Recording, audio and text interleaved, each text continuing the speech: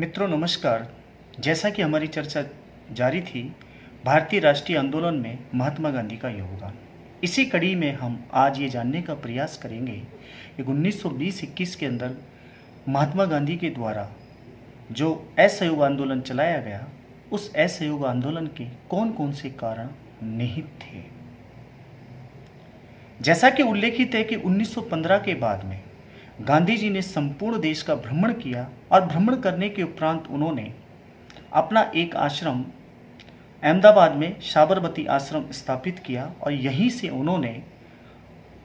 राजनीतिक गतिविधियों को संचालित किया। जैसा कि बताया जा चुका है कि उन्होंने किस प्रकार से चंपारण आंदोलन, चाहे हम मिल अहमदाबाद के मिल मजदूरों और मालिकों के बीच में जो मजदूरी को लेकर के नहीं जो आंदोलन हुआ, और चाहे हम खेड़ा आंदोलन की बात करें, इन आंदोलनों के बाद में जो एक महत्वपूर्ण आंदोलन 1920-21 के अंदर गांधी जी के द्वारा प्रारंभ किया गया वो था असहयोग आंदोलन, non cooperation movement. Non cooperation movement जो चलाया गया गांधी जी के द्वारा, इस आंदोलन के कौन कौन से कारण निहित थे, यदि आज हम उसकी चर्चा करें तो हम ये पाते हैं कि ये आंदोलन एक गांधी जी के द्वारा ये एक ऐसा आंदोलन था जिसमें गांधी जी की जो तकनीक थी, चाहे सत्याग्रह की बात करें, चाहे हड़ताल की बात करें, चाहे मार्च की बात करें, किस प्रकार से उन्होंने ब्रिटिश हुकूमत के विरुद्ध जो अपना असहयोगात्मक रवैया अपनाया, उसके पीछे आखिर वो कौन सी परिस्थितियाँ थी, आज हम इसी की चर्चा कर रहे हैं। जैसा कि कहा जाता है कि प्रथम विश्व युद्ध जब हुआ तो मित्र राष्ट्रों के द्वारा स्वशासन स्थापित करने का सिद्धांत का यहाँ प्रतिपादन किया गया था और उन्होंने विश्व में लोकतंत्र के सिद्धांत को स्थापित ही नहीं बल्कि उसे लागू करने की दिशा में कदम बढ़ाने का आश्वासन दिया। यद्यपि 1918 के बाद में हम यह देखते हैं कि कई स्थानों पर यहाँ लोकतंत्र स्थापित करने की पहल की गई, स्वशासन का सिद्धांत स्थापित किया गया, लेकिन भारत में भी जिस सिद्धांत को लेकर के भारतीयों के अंदर जो एक आशा की किरण नज़र आ रही थी, भारतीय ये सोच रहे थे कि 1918 के बाद में शायद उन्हें भी स्वशासन में भागीदारी मिलेगी, लेकिन ऐसा नहीं हुआ।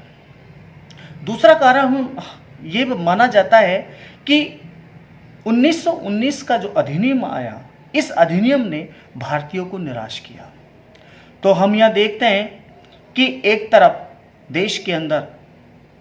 कई राज्यों के अंदर प्लेग और इन्फ्लुएंजा जैसी महामारी जिसने अपने पैर पसार रखे थे, तो दूसरी तरफ कई राज्यों के अंदर अकाल से जनता त्रस्त थी। ब्रिटिश हुकूमत की जिस प्रकार की असंतोषजनक प्रवृत्तियां भारतीयों के प्रति जो थी और भारतीयों के साथ में उनका जिस प्रकार का रवैया, जिस प्रकार का कार्य ब्रिटिश सरकार कर रही थी, कहीं ना कहीं न केवल भारतीय राष्ट्रीय कांग्रेस बल्कि इस समय जो आंदोलन से जुड़े हुए जो नेता थे, उनके मन में ब्रिटिश सरकार के विरुद्ध एक असंतोष जो था वो बहुत ज़्यादा बढ़ने लगा। ऐसे समय में गांधी जी ने असहयोग आंदोलन जो चलाया, उस आंदोलन से पहले ऐसी दो घटनाएं यहाँ हुई। मैं आज उन दो घटनाओं का यहाँ जिक्र करना चाहूँगा। 1919 के अंदर क्रांतिकारियों की गतिविधियों पर नज़र रखने के उद्देश्य से और क्रांतिकारियों की जिस प्रकार की कार्रवाई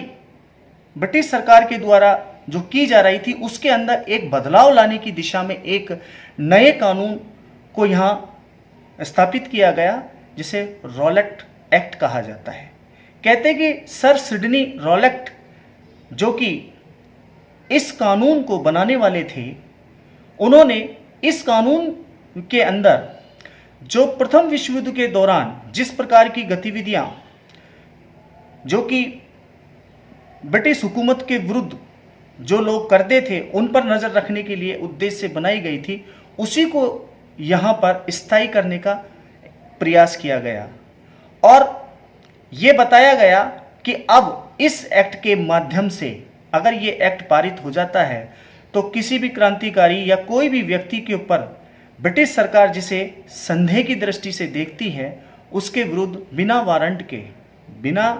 किसी भी प्रकार की अनुमति के उसके घर तलाशी ले सकती है, उसे बंदी बनाया जा सकता है और उस पर 2 साल तक किसी भी प्रकार का कोई मुकदमा चलाए बिना भी उसे बंदी बनाकर रखा जा सकता है। इस बात की खबर जब भारतीय राष्ट्रीय कांग्रेस के नेताओं को मिली, पूरे देश के अंदर इस कानून के विरुद्ध आवाज उठने लगी। गांधी जी ने भी इस आंदोलन का विरोध किया। कहा जाता है कि देश के विभिन्न भागों में जिस प्रकार से गांधीवादियों के द्वारा या ये कहें कि स्वदेशी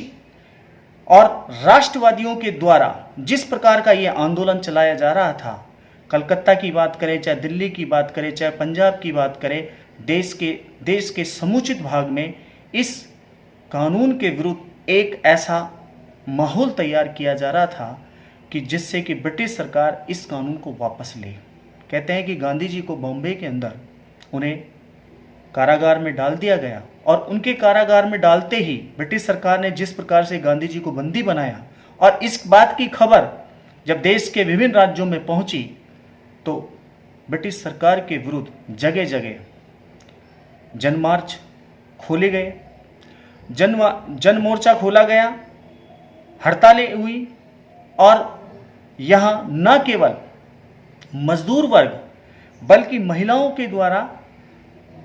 कॉलेजों में पढ़ने वाले विद्यार्थियों के द्वारा, प्रोफेसर्स के द्वारा सभी ने ब्रिटिश सरकार के विरुद्ध असहयोगात्मक रवैया अपनाया। कहते हैं कि इसका प्रभाव यहाँ दिल्ली और दिल्ली के साथ साथ जो सटे हुए जो राज्य थे उन पर बहुत अधिक देखने को मिला। पंजाब उन राज्यों में से एक था। कहते हैं कि पंजाब के अंदर गांधी जी की गिरफ्तारी के विरुद्ध जो आंदोलन हुआ, उस आंदोलन का नेतृत्व यहाँ 2 नेताओं के द्वारा किया जा रहा था, सैफुद्दीन किचलू और डॉक्टर सतपाल। कहते हैं कि सैफुद्दीन किचलू और डॉक्टर सतपाल के द्वारा 10 अप्रैल 1919 को पंजाब के अंदर जो ब्रिटिश सरकार के विरुद्ध जिस प्रकार से आंदोलन चलाया जा रहा था, इन दोनों नेताओं को बंदी बना लिया गया और इन दोनों नेताओं की रिहाई के लिए पंजाब के लोगों के द्वारा ब्रिटिश सरकार पर दबाव डाला गया और इसी के विरुद्ध में एक जनसभा अमृतसर के अंदर जलियांवाला बाग नामक जो स्थान है उसमें रखी गई। कहते हैं कि इस बाग के अंदर जैसा कि उल्लेखित है कि 10,000 से भी ज़्यादा लोग एकत्रित हुए और ब्रिटिश सरकार के विरुद्ध जिस प्रकार का ये प्रदर्शन जारी था अहिंसात्मक तरीके से, कहते हैं कि इस बात की सूचना जब ब्रिटिश सरकार को लगी तो ब्रिटिश सरकार ने इस आंदोलन को कुचलने का निर्णय लिया और इसका दायित्व उन्होंने फौजी अफसर जनरल डायर को सौंपा। जनरल डायर ने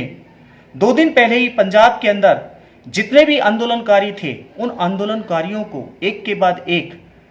बंदी गृह के अंदर डालना प्रारंभ कर दिया और जब उन्हें इस बात की सूचना लगी कि जलियांवाला बाग नामक स्थान पर लोगों की जो भीड़ एकत्र हुई है और वो ब्रिटिश सरकार के विरुद्ध नारेबाजी कर रहे हैं और उसके विरुद्ध ये आंदोलन तेज करने की मुहिम छेड़ी गई है, वो अपने फौज के साथ में, सैनिकों के साथ में इस स्थान पर पहुंच गया। जैसा कि उल्लेखित है कि इस बाग के अंदर जो जाने का जो निकास रास्ता था उसी स्थान पर यहाँ उसने अपनी फौजी एक दस्ते को यहाँ तैनात कर दिया और सैनिक इस बाग के अंदर प्रवेश कर गए और बिना चेतावनी के, बिना कुछ कहे उन्होंने जो यहाँ लोग ब्रिटिश सरकार के विरुद्ध नारेबाजी कर रहे थे उन लोगों के ऊपर अचानक मशीन गन से गोलियां दागना प्रारंभ कर दिया। कहते हैं कि उन लोगों पर जब तक मशीन गन के अंदर गोलियां थी तब तक वो समाप्त नहीं हो गई, तब तक ये मशीन गनें उनकी चलती रही। इसमें सरकारी रिपोर्ट के आंकड़े जो बताते हैं लगभग 380 लोगों की मृत्यु हुई और हजारों की तादाद में लोग घायल हुए। लेकिन सरकारी आंकड़े ये कहते हैं, बल्कि यदि हम गैर सरकारी आंकड़ों की बात करें तो हजारों की तादाद में इस जगह पर लोग अंग्रेजी फौज की गोलियों का शिकार बने। इस घटना के बाद में कहते हैं कि पूरे पंजाब के अंदर मार्शल लॉ लगा दिया गया और आंदोलनकारियों को जिस प्रकार से जनरल डायर के द्वारा खोज कर निकाला जा रहा था और उनके साथ में जिस प्रकार का अमानवीय अत्याचार उसके द्वारा किया गया, इसकी पूरे देश के अंदर जबरदस्त तीखी प्रतिक्रिया हुई और कई ऐसे लोग थे जिनको ब्रिटिश सरकार के द्वारा कई अवसरों पर उपाधियों से नवाजा गया। जब जलियांवाला बाग हत्याकांड लोगों को पता चला तो उन्होंने उन उपाधियों का त्याग कर दिया। उनमें से रविंद्रनाथ टैगोर, जिन्हें सर की उपाधि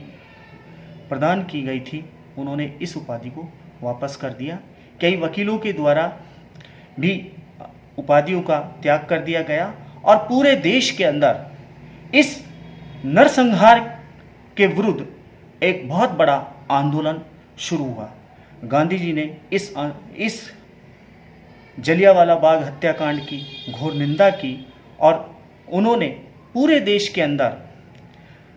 असहयोगात्मक रवैया ब्रिटिश सरकार के विरुद्ध अपनाने पर बल दिया और जितने भी राष्ट्रवादी थे उन राष्ट्रवादियों को उन्होंने ये संदेश दिया कि ब्रिटिश सरकार के विरुद्ध अहिंसात्मक तरीके से ये आंदोलन जारी रहे। कहा जाता है कि 1920-21 के अंदर पूरे देश के अंदर इस घटना के बाद में जिस प्रकार का रवैया गांधी जी के द्वारा और कांग्रेस के नेताओं के द्वारा पूरे राष्ट्र के अंदर जो एक लहर चली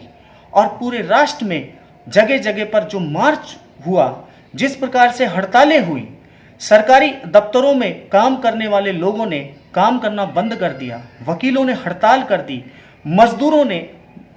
मजदूरी करना बंद कर दिया और यहाँ तक कि यहाँ हम ये देखते हैं कि महिलाओं ने इस आंदोलन में बढ़ चढ़ करके भाग लिया। दूसरी तरफ यहाँ हम देखते हैं कि विदेशी कपड़ों की होली जलाई गई और इस प्रकार से पूरे राष्ट्र के अंदर ये आंदोलन जारी रहा। इस आंदोलन के दौरान कई जगहों पर